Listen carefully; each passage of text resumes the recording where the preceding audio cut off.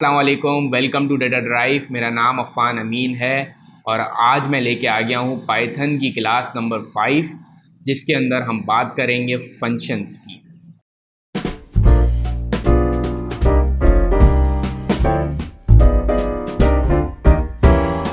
Alright, welcome back. Python class number 5 functions fundamentals to intermediate. Functions क्या होते हैं? तमाम प्रोग्रामिंग लैंग्वेजेस के अंदर ये फंक्शंस पाए जाते हैं। बिल्ट इन फंक्शंस भी होते हैं कुछ, और कुछ फंक्शंस हम अपने क्रिएट कर रहे होते हैं। सारी प्रोग्रामिंग लैंग्वेजेस की तरह पाइथन के अंदर भी कुछ बिल्ट इन फंक्शंस मौजूद हैं, जैसे कि पावर, स्क्वायर, सम, लेंथ।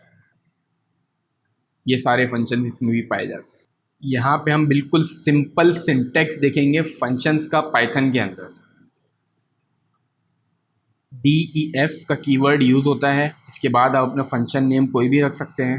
इसके भी कुछ रूल्स हैं, बिल्कुल वही रूल्स हैं जो कि हमारे वेरिएबल्स के रूल्स थे। इसके बाद ब्रैकेट्स के अंदर आप इनपुट दे सकते हैं और इसके बाद कॉलन आता है। इसके बाद नीचे आप अपने फंक्शंस परफॉर्म कर सकते हैं। याद रहे कि इंडेंटेशन का पाइथन के अंदर बहुत ज़्यादा ख्याल रखना पड़ता है। डेफिनेशन ऑफ स्क्वायर, इसके बाद जब आपने इसको इनपुट दे दिया और कॉलन लगा दिया तो इसके बाद वो खुद ही, अगर आप एंटर दबाएंगे तो वो खुद ही इस इंडेंटेशन पे आपको लेके आ रहा होगा। इस इंडेंटेशन को ख़राब मत कीजिएगा वरना आपका प्रोग्राम नहीं चलेगा। रिटर्न, हर फंक्शन, हर प्रोग्रामिंग लैंग्वेजेस में फंक्शंस रिटर्न करते हैं। इसी तरह पाइथन के अंदर भी रिटर्न किया जा सकता है। फॉर एग्जांपल हम यहाँ पे एक छोटी सी एग्जांपल देखते हैं जिसके अंदर एप्पल स्टोर डॉट CSV, जो कि डेटा सेट हमने पहले भी देखा था, उस डेटा सेट के अंदर कुछ रॉज हम एक्सट्रैक्ट करवाएंगे। तो ये एक फंक्शन है एक्सट्रैक्ट के नाम का, जिसके अंदर हम लोग कॉलम वैल्यू जो है वो इनपुट ले रहे हैं इस फंक्शन के अंदर, और एप्स डेटा की फर्स्ट रॉ को छोड़ के बाकी रॉज के अंदर से हम जो कॉलम वैल्यू हमें मिल रहा है उस कॉलम वैल्यू को हम एक्सट्रैक्ट करेंगे कंटेंट अंडरस्कोर रेटिंग के अंदर, और फिर अपेंड कर देंगे रेटिंग, जो कि एक लिस्ट हमने क्रिएट की हुई है उसके अंदर, और फिर रिटर्न करा देंगे इस रेटिंग को। जब हम इसको एग्जीक्यूट करके देखते हैं और यहाँ पे हम कॉल करवा रहे हैं इस फंक्शन को एक्सट्रैक्ट, जो कि कीवर्ड है, column name is equals to 5, column value is equals to 5। आप सिर्फ 5 भी दे सकते हैं, column value is equals to 5 इस तरह से भी दे सकते हैं, जैसा आपको इजी लगे।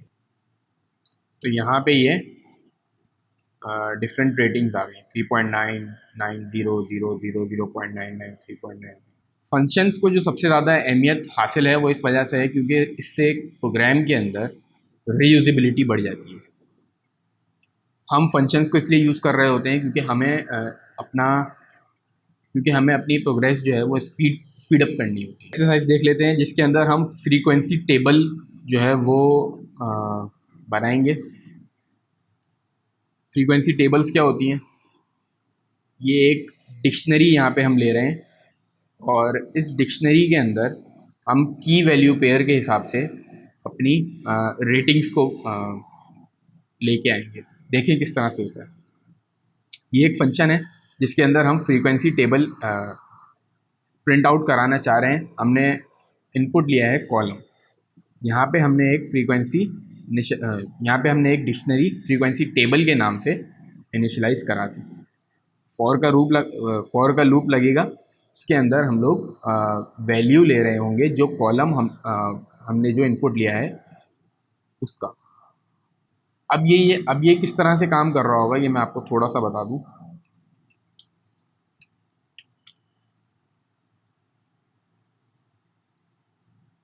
ये मैं आपको थोड़ा सा समझा देता हूँ।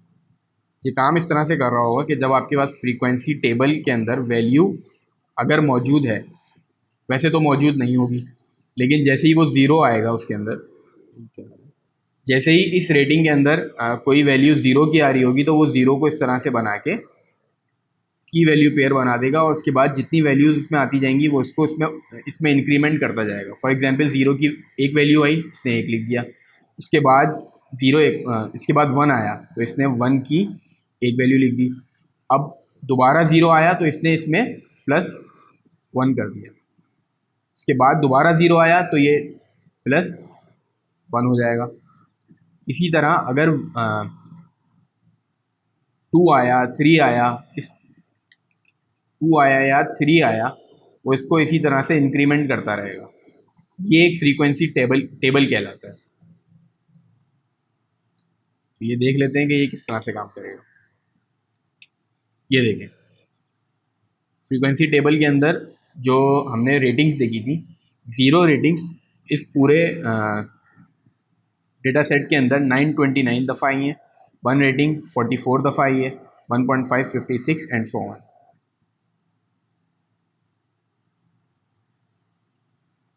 हम किसी भी फंक्शन के अंदर मल्टीपल इनपुट्स भी करा सकते हैं, मल्टीपल पैरामीटर्स को इनपुट भी करा सकते हैं, जैसे कि हम यहाँ देख रहे हैं।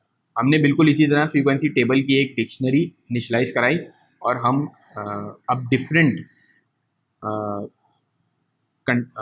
डिफरेंट रॉस को फ्रीक्वेंसी टेबल में देखना चाह रहे हैं।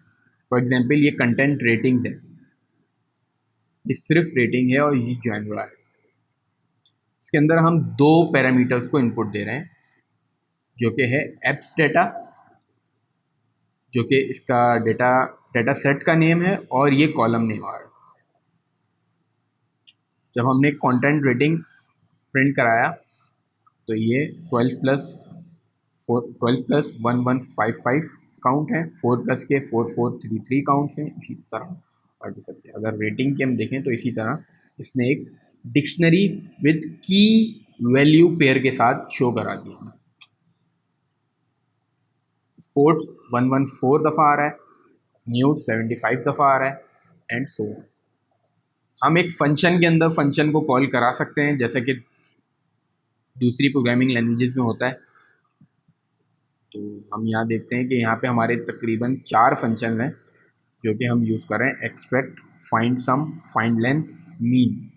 तो जो सबसे आखिरी जो फंक्शन है मीन का, इसके अंदर हम सबसे पहला फंक्शन एक्सट्रैक्ट को कॉल कर रहे हैं। याद रहे कि कॉल करने से पहले इनिशियलाइजेशन ज़रूरी है। आप पहले इनिशियलाइज़ करा दें, कॉल कर लें, वो कॉल हो जाएगा। जब आपने इसको यहाँ एक्सट्रैक्ट को कॉल किया, उसके बाद आपने वैल्यूज़ को अपेंड कर दिया कॉलम के अंदर, जो कि हमारी लिस्ट है।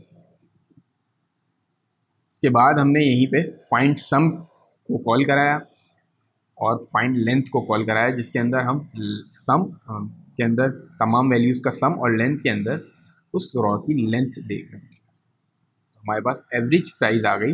मीन बाय द वे हमारा लास्ट फंक्शन था जिसने डिफरेंट फंक्शंस को कॉल कराया था। हमारे पास एवरेज प्राइस आ गई। तो हमने इस क्लास में फंक्शंस को देखा और ये देखा कि ये किस तरह से हमारे वर्क फ्लो को स्पीड अप करता है। उम्मीद है आपको ये क्लास पसंद आई होगी। पाइथन प्रोग्रामिंग की और क्लासेस लेके मैं इंशाल्लाह ज़रूर हाज़िर हूँगा। जब तक के लिए सब्सक्राइब करें। अल्लाह हाफ़िज़।